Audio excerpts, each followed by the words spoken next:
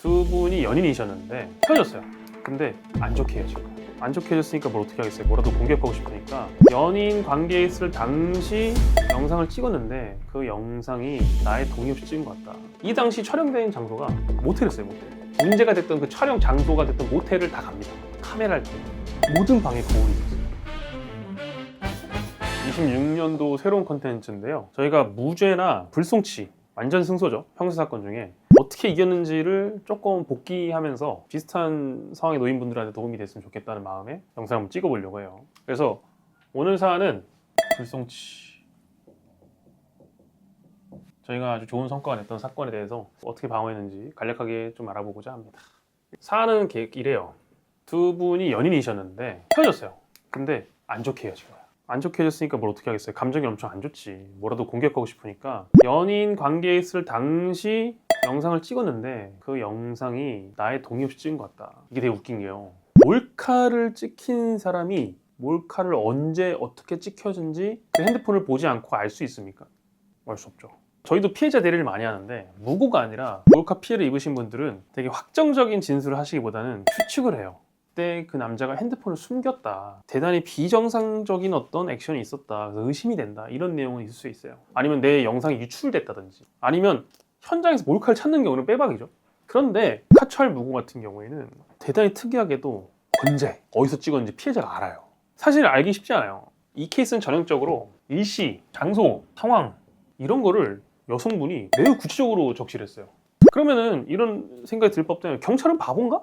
경찰관분들이 왜 무고 사건을 못 걸러주시나요? 얘기를 하는데 만약에 그런 피해자의 소리를 무고로 치부해버린다면요 정말로 피해자를 구제하지 못할 수가 있어요. 그래서 사실 그거를 갖다가 수사기관을 몰아갈 게 아닌 겁니다. 그래서 그런 연유로 일자, 장소, 상황을 모두 특정한 몰카 무고가 들어와도 압수수색까지는 어렵지 않게 이루어진다는 겁니다. 이 내용으로 영장을 받으면 압수수색이 됩니다. 이 사건 같은 경우에도 대상자분의 자택하고 스마트폰이 모두 압수가 됐어요. 근데 좀 특수했던 케이스가요. 이 사안 같은 경우에는 실제로 촬영을 한 사안입니다. 그리고 극히 예외적으로 경찰이 압수수색 전에 원래 알려주지 않습니다. 당신 압수한다고. 근데 이 케이스는 경찰에 먼저 연락을 했어요. 영상 갖고 있냐? 우리가 압수할 테니까 지우지 말아라. 자기 스마트폰에 있는 영상을 지우면 증거인멸이 될까요? 안 될까요? 안 됩니다. 자기 증거인멸은 원래 처벌받지 않아요. 그래서 사실 그런 연락을 받고도 그 영상을 지워버릴 수도 있었어요. 근데 저희는 지우지 않는 걸 선택했습니다. 오히려 완벽하게 보존했어요. 그리고 심지어 과거에 연인 간에 촬영했던 모든 사진과 모든 영상을 다 복구했습니다. 이 이유는 뭐냐면 이 두 분 사이에서 원래 이런 영상을 자주 찍어왔다. 영상 촬영에 대한 포괄적 합의가 있었다는 걸 나타내기 위함이었어요. 그런 관계에 있었다는 걸 설명하기 위해서였고요. 두 번째는 이거 주의하셔야 되는 건데 디지털 성범죄 사건에서 무리하게 증거인멸 하시다가 증거인멸죄로 처벌이 안 되는데 구속될 수 있어요. 구속되면 무죄 가능성이 제로입니다. 제로. 소명할 수 있는 것도 날아가 버립니다. 하지만 저희는 그때 판단을 달리한 거죠. 복구해서 더 많은 정보를 주자 경찰한테. 그래서 오히려 모든 영상, 사진, 데이터를 복구하고 보존한 상태로 압수수색을 맞이했습니다. 그리고 대화. 모든 DM, 모든 카톡, 사원간에 있었던 모든 종류의 대화를 다 복귀했습니다. 그리고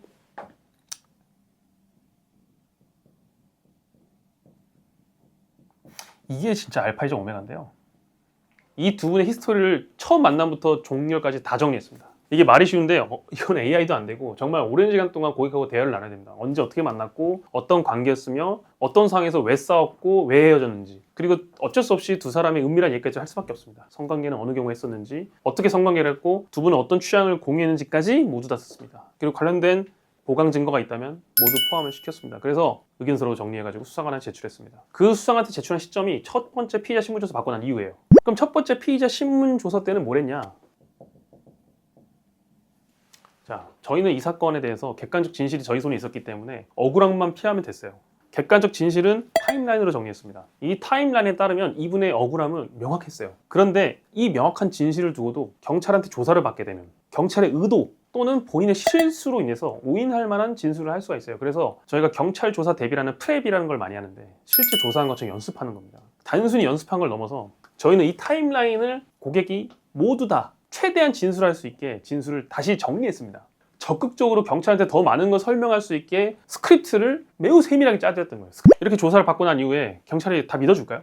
경찰관은 안 믿어줘요. 기본적으로 피해자 측에 있습니다. 어떻게 보면 그게 맞는 태도일 수 있어요. 경찰관들은 범죄를 밝혀야 되는 거니까. 근데 저희가 이제 여기부터 과학적 접근을 해야 됩니다. 이 당시 촬영된 장소가 모텔이었어요. 모텔. 고소 시점과 그 선방 시점이 거의 6개월 넘어갔기 때문에 증거 보존도 할 수 없는 상황이었습니다. 하지만 어느 장소인지는 우리도 알고 있어요. 기억 속에. 그래서 저희가 이 해당 문제가 됐던 그 촬영 장소가 됐던 모텔을 다 갑니다. 카메라를 들고. 그래서 제가 직접 정장 입고 그 모텔에 들어가서 전체 객실을 다 촬영했습니다. 왜냐면 그 사진만 가지고 어떤 객실인지 몰라요. 그 결과 저희가 알아낸 재밌는 사실은 그 모텔은 모든 방에 거울이 있었어요. 그리고 TV가 거의 뭐 TV가 꺼지거나 검은색 화면이 나오면은 그 두 사람의 모습이 무조건 반사가 됩니다. 모를 수가 없어요. 어느 각도에서 있어도 침대에 있으면은 그 TV가 보이고 거울이 보입니다. 그래서 네 번째로는 물리적 공간 분석. 어느 장소에서 이 성관계가 있어 한들 침대 위라면 어느 각도에서 보더라도 이 여성이 이 성관계 장면을 TV든 거울이든 뭐로든 간에 볼 수밖에 없었다라는 물리적 주장을 했습니다.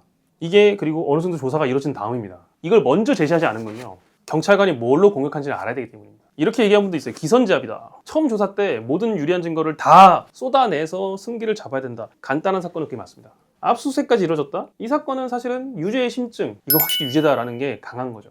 그렇기 때문에 저는 전략적으로 최초의 그 물리적 분석자를 내지 않았습니다. 이미 하고 있었지만 1차 조사를 거치고 나서 경찰이 2차 조사를 시도할 때 일관된 부인 진술에 대해서 경찰이 피해자한테 다시 한번 확인합니다.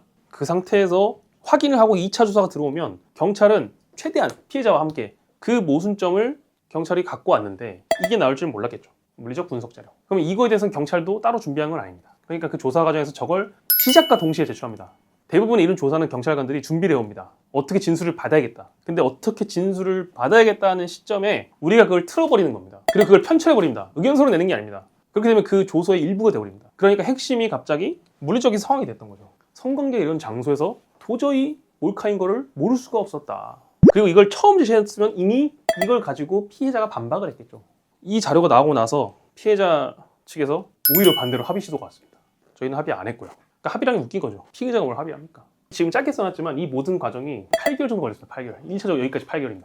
결국에는 결론은 무혐의 나왔습니다. 불송치. 공소인은 어떻게 했을까요? 이의 신청했습니다. 또 무혐의 나왔습니다. 왜냐하면 명확하기 때문입니다. 무고를 시도했던 그 여성 같은 경우에는 일시 장소 상황을 알고 있는 이유를 설명하지 못했어요. 저희가 진짜 몰카 사건 피해자 대리를 할 때 대부분 피해자분들이 변호사를 찾는 이유는 심증이 있는데 물증이 없어. 근데 반대로 저 사람 폰에 어느 물증이 딱 있어요 라고 지목하는 고소인은 변호인 쓸 필요도 없죠. 사실 그 사람은 알고 있는 거예요. 몰래 찍은 게 아니라는 걸. 이렇게 얘기하면 또 좀 여성 혐오 뭐 이런 피해자를 배려하지 않는다 이런 얘기 들을 수 있지만 저는 오히려 이런 무고성 사건이 많아지면 진짜 피해를 입은 여자분들이 설 데가 없다고 계속 얘기합니다. 어쨌든 이 모든 결론이 끝나고 나서 당사자께서는 무혐의로 끝나고 나서 드디어 일상을 찾았지만 너무 긴 시간 고통을 받았죠. 저를 만나기 전에 저뿐만 아니라 정말 많은 변호사, 심지어 대형 로펌까지 다 만나셨는데 저를 제외한 모든 변호인이 자백과 양형을 주장하셨어요. 집행유예를 가자. 근데 저는 집행유예와 양형 사건을 잘 안 합니다. 그런 것들은 오히려 정식 수임하기보다는 그냥 집행유예 받을 수 있게 제가 양형 자료만 준비해 드리겠습니다. 훨씬 저렴한 금액입니다 라고 권장을 해드리고 더 쉽다고 말씀을 드립니다. 하지만 변호사들이 그런 것들 위주로 하다 보면 이런 어려운 사건들을 극복하는 것들이 익숙해지지가 않습니다. 그래서 제가 유튜브에서 이런 것들을 디테일을 밝히지 않는 거는 범행에 이용될 우려도 있거니와 노하우입니다. 노하우. 제가 근데 말하지 않은 여러 가지의 무죄를 입증한 노하우가 있습니다. 그 노하우들은 제가 직접 경험하고 제가 직접 사건을 해결하면서 얻어온 것들입니다. 제가 여기서 말하지 않은 정말 또 많은 내용들이 있어요. 지금까지 이렇게 해결했던 사건들을 대부분 살펴보면 사실 진단이라고 하죠. 진단. 처음 이 사건을 봤을 때 저는 솔직히 말하면 이렇게 될 수 있을 거라 생각했습니다. 그렇기 때문에 저는 무죄를 주장했고요. 그 진단을 잘하는 게 정말 실력 있는 변호사입니다. 그 1%의 가능성, 2%의 가능성이지만은 거기로 갈 수 있는 길이 있다는 것을 알 수 있는 변호사가 실력 있는 변호사입니다. 재판에서의 무죄를 받은 사람도 많습니다. 하지만 저희가 그걸 다 공개하지 않는 것은 민감한 분도 있기 때문에 또 공개하기 어려운 분도 있기 때문에 하지 않는 것이고 이것도 굉장히 많이 각색을 했습니다. 그렇게 했지만 팩트에 입각한 내용들입니다. 참고를 해보시고 만약에 정말 내가 그런 상황에 놓여 있다 그런 경우라면 저한테 연락 주시면 제가 반드시 최선의 도움을 다하겠습니다. 오늘 영상 재밌었다면 좋아요, 구독 부탁드립니다. 감사합니다.